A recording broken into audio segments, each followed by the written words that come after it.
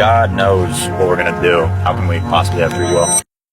Good question. When we say that God is all-knowing, we do not mean that God writes on a piece of paper, which you and I are going to do tomorrow, locks it in a bank vault, and then you and I have to do what's written on a piece of paper. That's determinism. I don't think the Bible teaches determinism. So what does it mean when the Bible says that God is all-knowing? It means that God is eternal, which means his perspective is outside of time. I am locked into time. I wear this thing because I am a slave of time. 5 minutes ago, now, 5 minutes from now. God is not locked into that dimension.